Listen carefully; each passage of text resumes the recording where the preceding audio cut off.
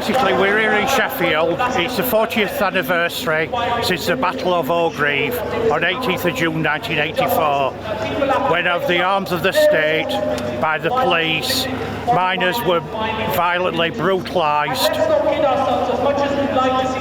So basically, Orgreave Truth Justice were set up 12 years ago for a public inquiry into the brutality, the arm of the state on the orders of the Prime Minister at the time, Margaret Thatcher. If they delay it, the miners, what were sustained the brutality, will pass away, and this is what's been happening in recent years. A lot of miners who were at Orgreave, some of them were young miners and some of them were basically ready for retiring. They all stood together. There is a case by miners what were close to retiring, what would jeopardise the pension. They stood together with young miners new to the industry, basically to protect the future. It was to protect the future of the communities in these now former mining communities. Basically what we've got is food banks, we've got substance misuse, we've got social decay, poverty. Basically the life of a person who lives in Barnsley, for instance, is 20 years less than someone from a more affluent area. That's due to poverty.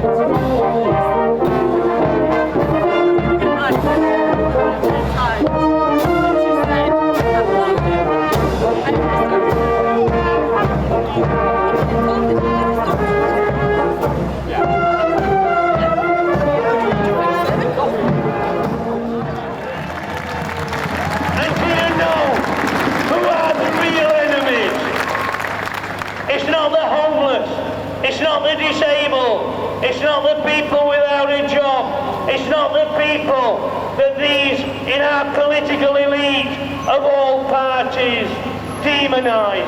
And it's definitely not people trying to escape wars caused by our munitions and want to save life. They're definitely not the people that we should fear. The people in votes that we should fear and fight are the ones in the tax havens, the village greens who stole his workers' pension money, who lives on a yacht in Monte Carlo. Michelle Mone, the Tory Baroness, who stole £200 million by issuing false PPE and fled on a boat, living in warmer terrains than we exist today. They're the real boat people that we should fight, and they're the real enemy within. I believe mining would have a future, and then it would transition to now renewable. But it was Margaret Thatcher's ideology to go for the miners. But also, you've got to remember, in 1974, the miners brought down Ted East's government. Margaret Thatcher became the leader in 1975. In 1977, Margaret Thatcher commissioned a report with Nicholas Wrigley if basically the Tories got into power, they would actually go for the MUN first. And also what we've overlooked on a lot of occasions, in 1979, Margaret Thatcher doubled the police pay. Why? There's all these factors you need to take into consideration when you're looking at the whole picture of the 1984-85 miners' strike. I knew what the problems were. I knew what the strength was. I'll tell you how I knew. It wasn't something magic in my head.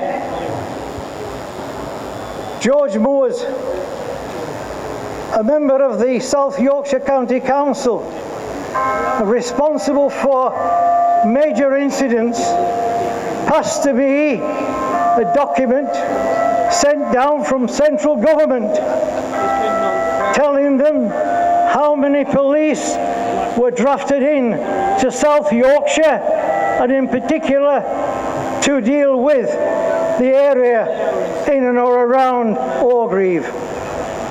The number of police, the riot police, were 8,200.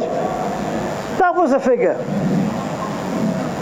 When we finally persuaded the NEC to agree that areas who took strike action were doing it in accordance with law and rule, we faced them with 10,000 pickets. But we did so in a planned way. I'm sick and tired of listening to people say we walked into a trap. We didn't. We'd been picketing from the 22nd of May.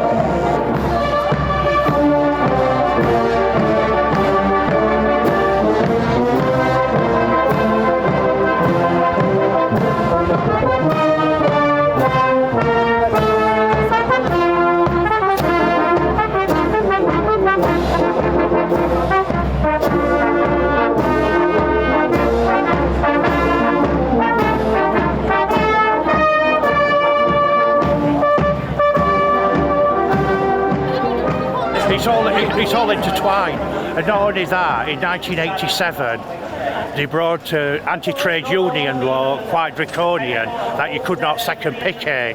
That's why when there's industrial disputes, it's up to other unions to picket because you can't secondary picket. Why was that? Why have they flattened Orgreave, re-landscaped it, turned it into a middle-class suburb? You know, and only what remains now is the bridge, and they were going to actually destroy the bridge, but because they were scared of souvenir hunters and everything. You know what I mean? So you know, they've got all this to hide. There's all these files. They've got, you know what I mean? It needs addressing. It happened at Beanfield, Stonehenge. A year later, the same MO. They were rounded into a field and they were viciously brutalised. So it's not the first time they've done it, and it ain't going to be the last. And if we have any government what doesn't oppose freedom of speech and direct action, to me, I've no confidence in Labour, and I obviously despise the Tories. Do you think any of the other political parties would get you the inquiry that you want and possibly a better future? Well, when Jeremy Corbyn was leader, we would have got a public inquiry, but he was smeared, basically. All the anti-Semitism, the right-wing element of the Labour Party. And don't forget, the momentum within Labour was the youth, predominantly. But the establishment were frightened of Jeremy Corbyn, so they tried to smear his good name.